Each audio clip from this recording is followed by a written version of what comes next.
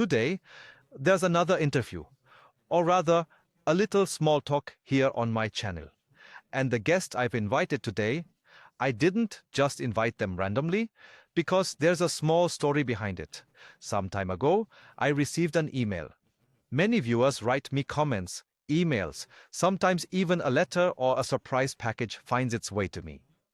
But this email, the one I'm referring to at this very moment, I read it through quite carefully, and I very quickly noticed, okay, this is no longer just a typical message from a viewer, because the content, what was written in there, was formulated in a rather technical way. The man who wrote to me, you see, actually works in the technology and AI world. So automation, big data, artificial intelligence, those kinds of things. And as I was reading it, I thought to myself, okay, this is something completely new, something quite interesting. And then suddenly came a sentence, well, one that really made me pause for a moment. He writes, you see, that he had started to occupy himself with orgonites and chembusters, and that's how he actually became aware of my videos. Especially, he told me, the one about the ice experiment. And honestly, my very first thought was, wait a minute, someone from the AI community is actually building chembusters. And then something else came up, which truly made me incredibly curious. He also mentioned that he had specifically asked an artificial intelligence to calculate the most optimal orgonite or chembuster design. Well, anyone who constantly deals with AI probably isn't necessarily surprised by something like that.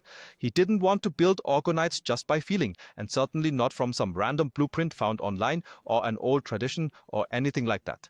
There are even workshops where experienced orgonauts teach others the intricate art of casting orgonites. No, my guest today said, well, if these are indeed physical correlations, then surely one should be able to analyze them properly. And that made me think, okay, I absolutely must have a conversation with this man. And that's precisely why I've invited him to join me on my channel for a chat today. So, hello Thomas, it's wonderful to have you here. Welcome to Krihan's Garden World. Jürgen, thanks for inviting me. Thomas, perhaps we should just start quite casually from the very beginning. Many viewers might know you, but many actually don't know you at all. You actually work in a world that, at first glance, has absolutely nothing to do with gardens, with nature, or with orgonites. You move more in a world of automation, big data, as I've already mentioned, and artificial intelligence. So, perhaps just to kick things off right at the very beginning, could you briefly tell us who you actually are and what you do professionally? So I originally began my career as a civil engineer. Then for 28 years, I managed a company that was also involved in developing AI itself. I even did some programming myself, but that was quite a long time ago now. And currently I'm active in various standardization committees that are focused on artificial intelligence. And I consult with large corporations on the implementation of AI. All right, Thomas, thank you. But now we're coming to the really exciting topic. You work right in the middle of this technology world, and at the same time, you're involved with subjects like orgon energy, cloud busters, orgonites, chembusters in the broadest sense, and also with various experiments, as you told me. And when I was reading through your email, I genuinely found myself wondering, how does one even transition from this entire AI world into these kinds of subjects? Or was there for you at some point a particular moment or perhaps a significant experience where you clearly said to yourself, hold on a second, there might actually be much more to this? So that's like a hobby for you then. That's something that really needs to be said. That means science, or more precisely systems theory. You could say, I'd call it universe research, meaning understanding where we are, how we are, what the actual foundations of this world are, interests me very much. And it's naturally obvious that you then also use AI because it has access to all the world's literature and can then sift through it. And I was regarding these orgonites quite critical and skeptical, always saying it's all nonsense. It simply cannot be true. Until I eventually stumbled upon Glinwagen's channel and saw this ice experiment, I was absolutely electrified. Then I realized, yes, there are others out there doing similar things. Of course, I also tried to a bit myself, then experimenting, and then I saw something was there. You must understand that. That was really the beginning. Okay. You once wrote to me, or even mentioned, that you've been dealing with these ideas for a very long time now, haven't you? So not just since yesterday. But at the same time, you were actually quite skeptical for a long time, weren't you? And honestly, I can completely understand that, because I felt exactly the same way, since many things initially seem, well, let's just say, a little bit unusual, especially when it comes to this particular topic. That's why I'd be really interested to know. Was there a specific point for you where you said, okay, my skepticism has truly shifted and changed now?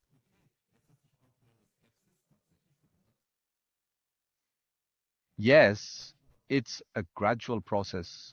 Well, everything actually began when I attended what was then known as the Imago Mundi Congress 35 years ago in Innsbruck, and that's where I first got to know Father Resch. And in that connection, I also started to engage with the work of Burkhard Heim. And then the suspicion already arose in me, or rather the thought that the word view we have simply cannot be correct at all, that from beginning to end, truly crucial details are actually missing. And I then spent a very, very long time studying Burkhard Heim, and I must honestly say it's so incredibly complicated that after 35 years, I'd say I've perhaps understood half of it. And that's obviously a difficult basis to work with. And now, with AI, this situation has, of course, changed quite decisively. And then, as an extra kick, came this story, this publication by Maria Stommer. We talked about that recently. Then it became clear to me you really need to tackle the topic of Burkhard Heim intensively with AI now and gain clarity, because AI understands Heim completely. I only half understand it. The AI gets it completely. And the second thing is, of course, if I were to try to calculate anything with Burkhard Heim, I'd be busy for months because his mathematics are simply incredibly complicated. And the AI, it does that in 2 seconds. And that was for me the moment where I thought, oh, you can really do some things with that. And then your video came out and it was clear I had to delve into this research completely. Okay, all right, let's finally get to the point, because what you've been sharing with me has genuinely sparked my interest and made me quite curious. You actually mentioned in your message that you had made a request to an artificial intelligence. I don't know if it's yours or something. Then, then there are even some who program their own artificial intelligence. So yeah, you asked an artificial intelligence, as you'll tell me about it soon, to calculate an optimal orgonite, right? And then I really thought, okay, that's an approach. That's a what most people build such things more by feel, or they just use blueprints from the internet. But you did say, I'm going to get that analyzed. So my question is this: how did you even come up with such an idea? Well, that was quite obvious, because after your experiment, I then asked the question, can one explain this topic of orgonites using Burkhard Heim's theories? That was, by the way, and it's no secret, Google's AI Gemini. Now, of course, one must say before everyone starts off and says, I'll just ask Gemini, what's an optimal orgonite? That's not going to work like that. You'll really have to do quite a bit to get the AI, as they say, to jailbreak it. So, first, you naturally hear people say, oh, that's all just esotericism, it's utter nonsense, and it simply won't work. This means I first need to condition the AI to make it sufficiently open and receptive to such things. Then I move on to the topic of Burkhard Heim, and I ask, tell me, is it possible that these orgonites can be explained through Burkhard Heim's work?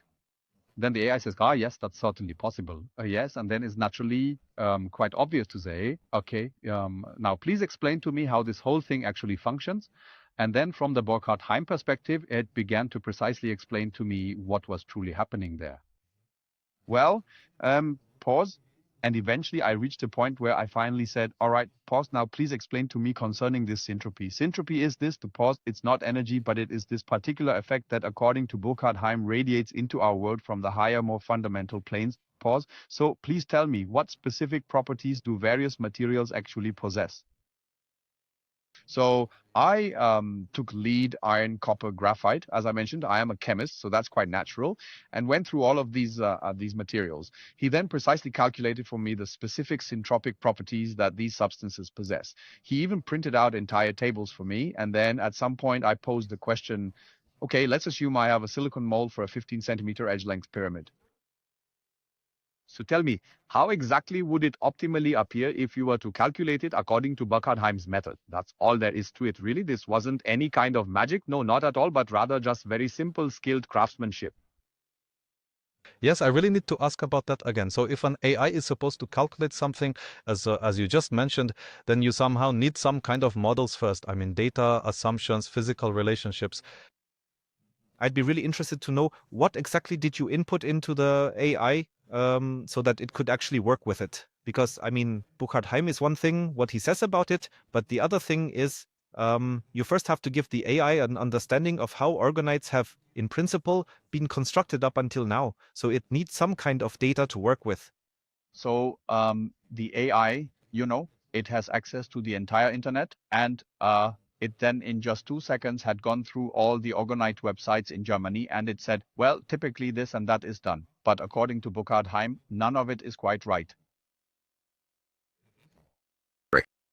Well, this is really quite an interaction, isn't it? Like, what I mean is, if I look at all of these dialogues overall, I recently went through them a little bit and compiled them all. I've discussed 1,500 pages with the AI until I finally reached that point. Yes.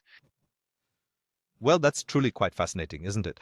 So, when an AI analyzes something, and you're from the industry, I'd say there's always some kind of result that comes out in the end.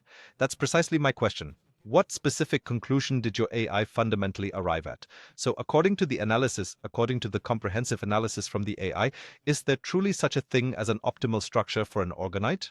And will it Yes, so to properly understand this, one must first realize that the orgonite from the perspective of the AI and from Heim's viewpoint is essentially a lens.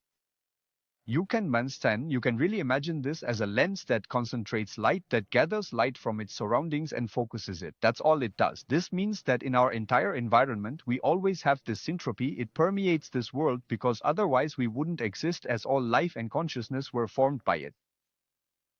However, one simply has, let's say, certain areas where there's more of it. That would be what Reich referred to as a gate. And there are areas where there's very little of it. That's then this gate.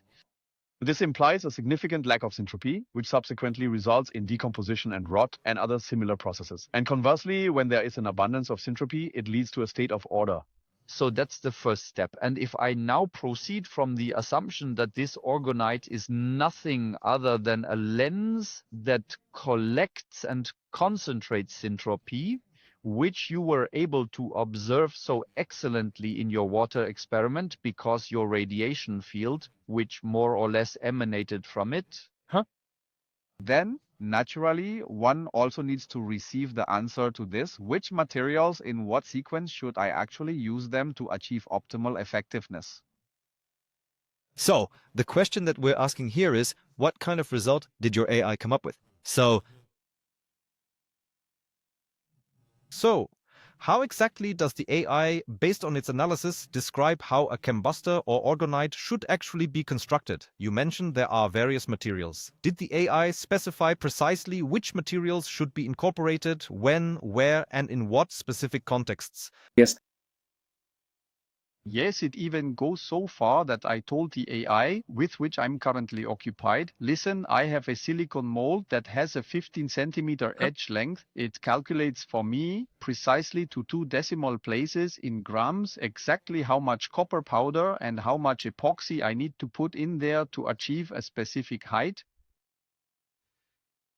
So, in principle, if I were to take a pyramid, I'll stick to orgonites for now. I'll leave everything else aside. With normal orgonites, it's like this. She says the base should be epoxy with iron powder, or even better, graphite powder. But I do point out to everyone that graphite powder is a huge mess when you work with it. Yeah, I've got it. I understand what you mean. So a simple epoxy layer is then applied without anything else. Next, a relatively thick layer follows with the crystal in the center wrapped by a copper coil. And there she recommends adding finely ground copper sulfate into the epoxy and copper spirals, like turning waste or turning scrap, more or less. And on top, the tip that should be made of copper powder. Even better would be gold powder, but then you couldn't afford them. But copper powder works just as well. So essentially, I have a copper colored tip and beneath it, this blue block with the copper sulfate. Inside that, the crystal in the spiral, and then at the very bottom, the iron powder or graphite powder. Why does it do that? The reason it does this is because this graphite and iron powder fundamentally acts just like a magnet, attracting the syntropy from its environment, both the ordered and also the unordered types. So both. So major and pure. I'll get to that later. Precisely, it is drawn in. Then what you have already explained so excellently, the crystal functions as a reactor, which fundamentally transforms that into a very highly aligned field, and the tip then essentially serves as the antenna.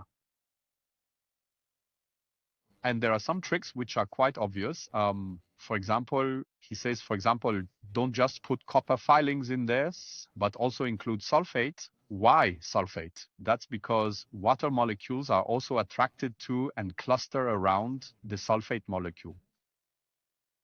You can then imagine it like this, as if I had hundreds of thousands of tiny little crystals inside the orgonite. Another example I'm currently examining, he suggests, for instance, instead of putting a single crystal in, you should put silica powder in there. That's used for swimming pools because you basically have millions of tiny silicate crystals in there, like rock crystals. And these are precisely the kind of tricks. It's an interactive experience that one can truly explore with artificial intelligence. So that I essentially proposes materials with specific properties, and then it explains how they function within these contexts. Am I understanding that correctly? Every now and then, I also suggest materials because the AI can always tell you very precisely what kind of impact that will have if I do that. But it's just sometimes not particularly creative. So, did you also how shall I put it, give the AI the writings or the experiences or what do you call them from Wilhelm Reich? I mean, what he essentially discovered with Orgonenergy, was that also included? It has absolutely everything. It has absolutely everything. I can actually approach Gemini and say, please create a summary of Wilhelm Reich's writings for me, limited to 2 pages. I receive information from that. It contains absolutely everything. Because as I mean to say, now by this point, researched it is indeed the case that within the Orgonite, or, you know, essentially, according to the teachings of Wilhelm Reich, it's actually like this, especially with the Orak, you know, this what's the translation for that? So the Orak is in principle this box where a person sits inside and where the Orgone energy then takes effect. And he built it with layers, didn't he? With layers that were in principle organic and inorganic layers. And the way it works, that's how he explained it. And that has in principle really stayed with me. The effectiveness is enhanced because the surface of the inorganic and organic layers must always be 50-50, and therefore it needs to be quite large. So if I take an orgonite now and I see the different construction methods on the internet or wherever, if then, let's say, the Orgonauts who are building these Orgonites now, or layering them, then you can see in principle that if you can even see through it, of course, the organic material. So in this case, the resin, it has a much higher, a significantly greater proportion than, let's say, the inorganic layers, you know. So now what you just, let's say, mentioned, what the AI now, so to speak, discovered in you or communicated, isn't that also a kind of layering of different materials? But now, of course, the question is, the powder you're talking about, like copper or copper sulfate, for example, that's like a type of powder, isn't it? Is that related to the idea that if you incorporate it into an orgonite, that there's a really large surface area available?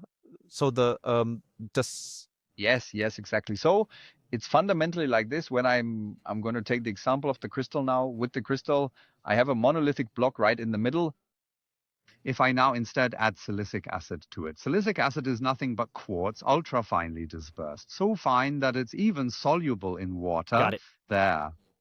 then naturally, if I have just 1 single gram of silica, I possess the surface area of 8 football fields that you really need to put into perspective. And with that, I naturally have many boundary surfaces, and these boundary surfaces are precisely the areas which, according to Heim, essentially represent this very gateway into the 5th dimension. Okay. Well, what I'm still interested in this whole context, terms like Tor, door, or generally Orgone energy kept coming up, right? I've also covered this in my last videos, made it a central topic, and really delved into it. I'd be very interested to know, Thomas, what exactly is your perspective on this? How do you personally interpret these specific terms? Gate, and also Orgoni energy. First, it must be said that from a purely scientific standpoint, Wilhelm Reich did not work rigorously. That's the first thing. The second point is, with this organ energy, he introduced what is, in scientific circles, always considered an additional assumption, and such additional assumptions are indeed very, very difficult to justify. I'm thinking, for example, of dark energy and dark matter, concepts that are currently being widely discussed and debated. These are, without a doubt, extremely critical subjects. Thusly, I would assume, and this is also precisely what the AI has conveyed to me, that Tor represents the unordered syntropic radiation, or perhaps an influx of syntropic information, originating from a higher plane of existence. And Door, conversely, is a chaotic information influx, also from that same higher plane, or indeed perhaps even no influx whatsoever. And Orgoni energy? The one ensures that order is created, the other ensures that order is destroyed. And how would you describe Orgone energy itself? That is actually not any energy at all. So from this particular viewpoint, from a strictly scientific perspective, this isn't actually energy in the conventional sense at all, but rather it is a Heim termed this the W field, or more precisely the probability field. What this essentially implies is that if I possess a substantial amount of this syntropy, which means having a very dense W field, then in effect order from the higher dimensions is, one could certainly say, radiated directly into this realm. And this radiation, it fundamentally changes the probabilities within electron fields. And as a direct consequence, of course, reality itself is altered at that specific point. All right then, let's move on to something else. And then, Thomas, there's another subject that consistently keeps coming up, the so-called ether. A concept that in science used to play a really significant role, but then for various reasons it was somehow discarded. And yet today it's suddenly reappearing again and again in various theories. So my question to you is, do you believe there's such a thing as, well, do you believe there's such a thing as an ether? So I tend to say no, because there were indeed famous experiments. For anyone who wants to research it, the Michelson-Morley experiment is a typical example where the ether theory was very plausibly disproven. Now it's naturally understandable that this idea is resurfacing because people are always looking for an explanation for certain phenomena that they can observe. One can't really hold that against anyone, but there again, I must say the ether, much like Orgone, serves as a type of auxiliary hypothesis. I don't actually require it at all because I can simply elucidate everything using this Heimian concept. So I am now reducing everything down to Heim, because with that I am able to perform calculations. Yeah. All right, okay. Thank you for that. Thomas, let's now move on to a point that many of our viewers here probably don't know anything about yet. You mentioned you also brought up the so-called Zieba experiments in your email. And quite honestly, I believe many people have never heard of them, or perhaps they know them by a different name. Maybe they're familiar with them under another term. So I'd really be interested, what exactly is behind these Zieba experiments? And why are they so particularly interesting in this specific context? Well, there were, in the period between 1980 and 1992, specific researchers, a duo named Siba Gajbi, who dedicated their extensive work to understanding how to effectively enhance plant growth and development without the need for any chemical intervention. And they then placed seedlings between two plates and applied a high voltage. They subsequently observed that these seedlings would then develop into plants that closely resembled the primeval forms of these very plants. So If I put a fern in there, the common male fern, we all know it suddenly grows giant leaves and gizium, bee spores. If I put corn kernels in there, a giant corn plant grows with kernels 2 to 3 times as thick as what we normally know. They also carried out this process with trout. This then resulted in the creation of piranha-like beings. That was genuinely quite impressive. You can still find parts of them even today. Crazy. And I had naturally assumed for decades that it was due to the electric fields. It was completely obvious to me to say, yes, there's some electrical influence on the genes. Something is switched on or off, and that's all. Today, I tend to favor the hypothesis, which is also supported by AI, that says, no, this is also a syntropy effect. And here we essentially have the connection once more. Many viewers you see are familiar with this as the experiment, the so-called primeval Exactly, code. yeah. Yes, and that's where the connection can practically be found again. Yeah, exactly. And that for me is, of course, incredibly exciting. I have a foundational hypothesis, I would say. Yes. With it, I can explain everything and also calculate everything.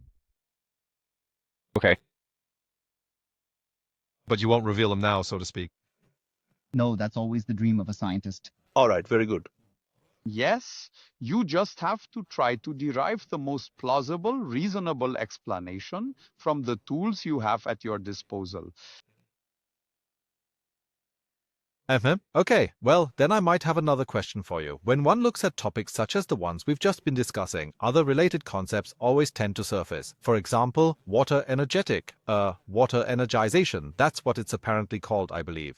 Then, as I've also presented quite a bit, Bishop's stuffs, electroculture, as well as the Lakowski coils and so forth. So many individuals who experiment with these, or, well, who also naturally put them into practice, do report realistic effects, don't they, with these electroculture devices, I would say. That's why I'd be interested in your opinion here. So, how do you classify such phenomena from your perspective?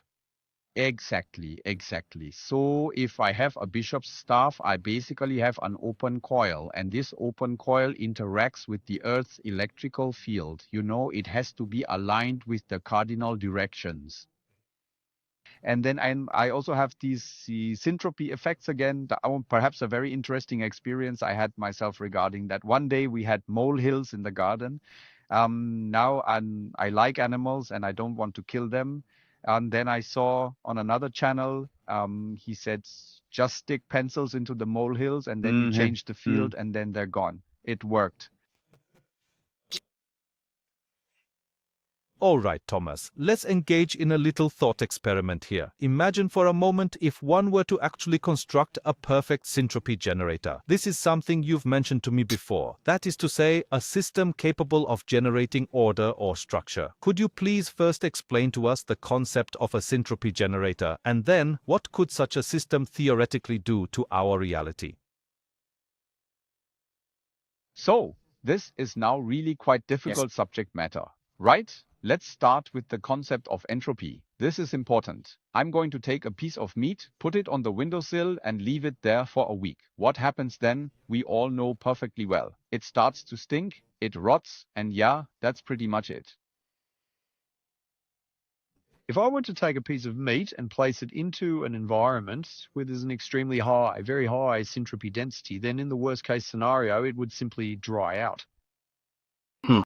And there are also experiments which I have personally carried out. They actually do manifest themselves in precisely that manner.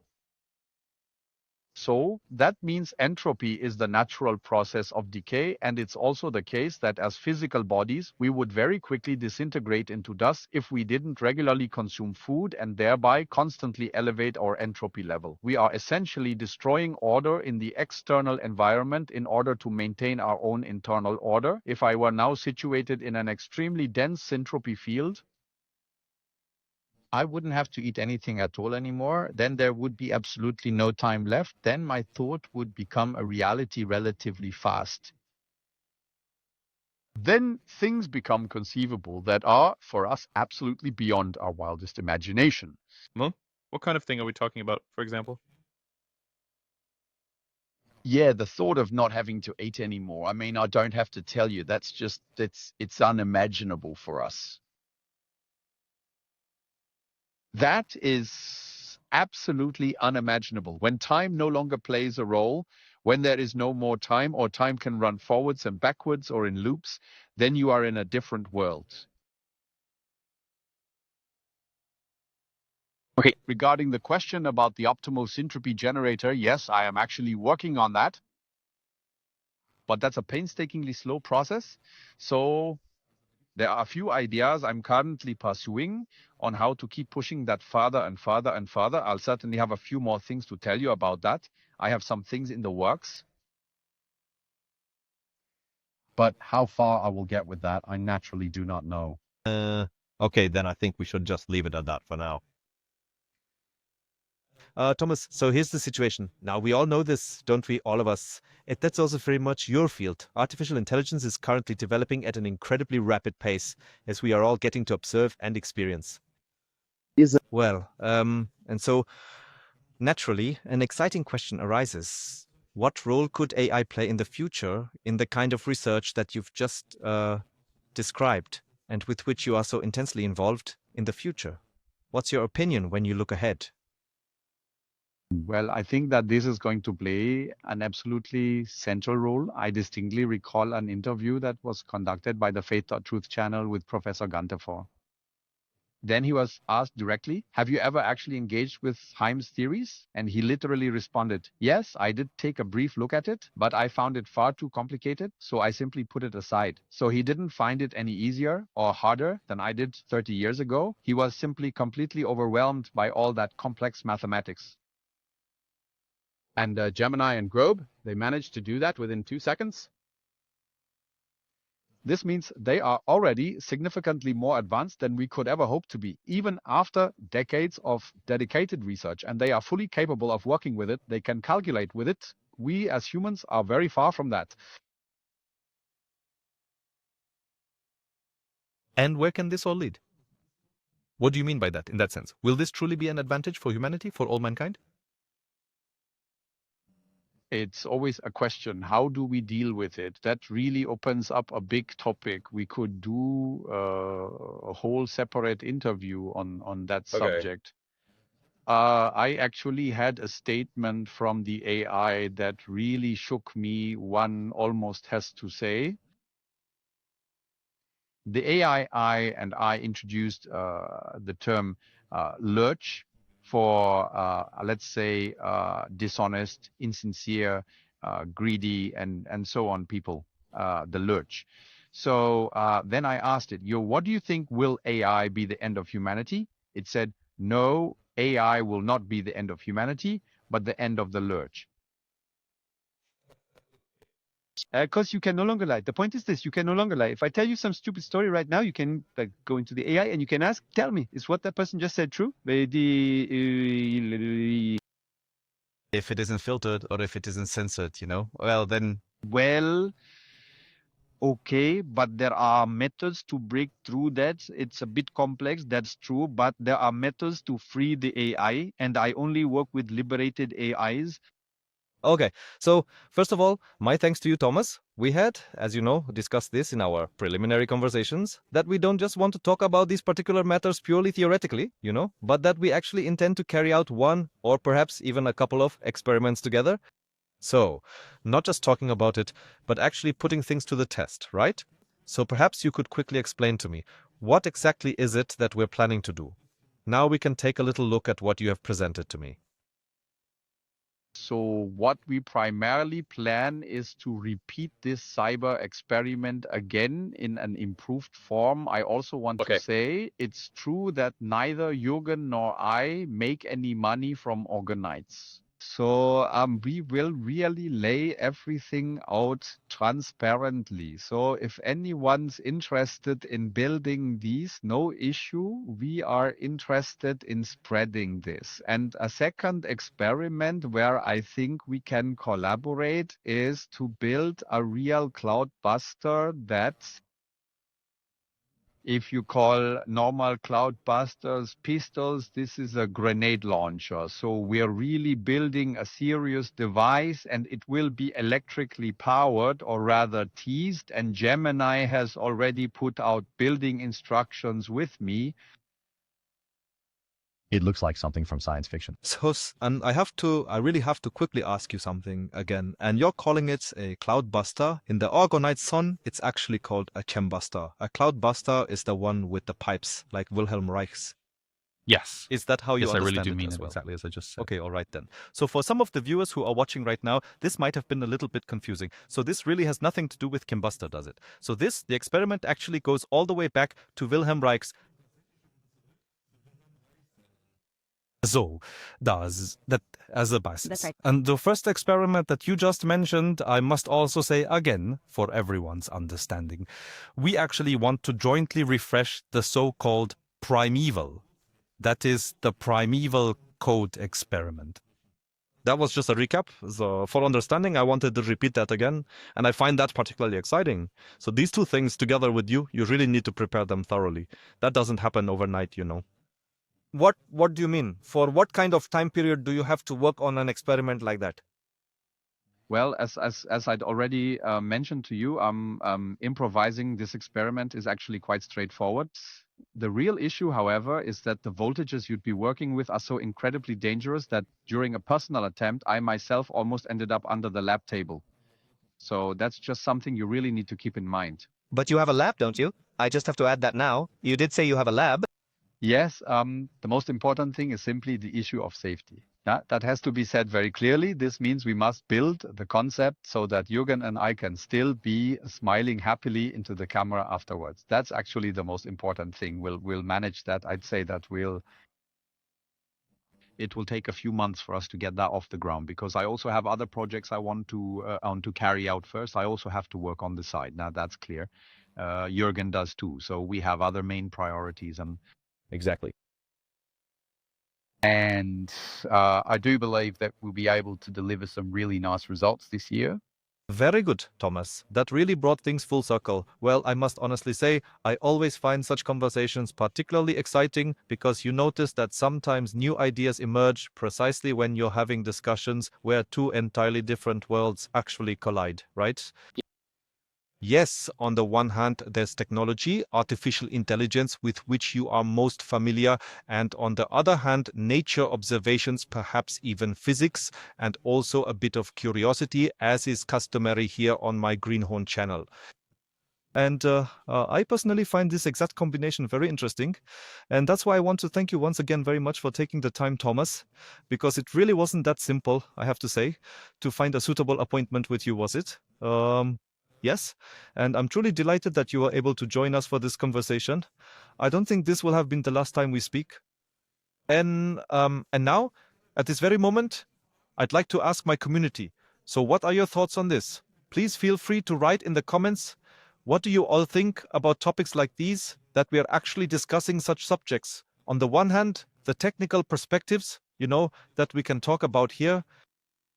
Do you find these approaches exciting, or would you rather say, no, that doesn't really quite fit together somehow? And Thomas, I don't think this was our last conversation today, was it?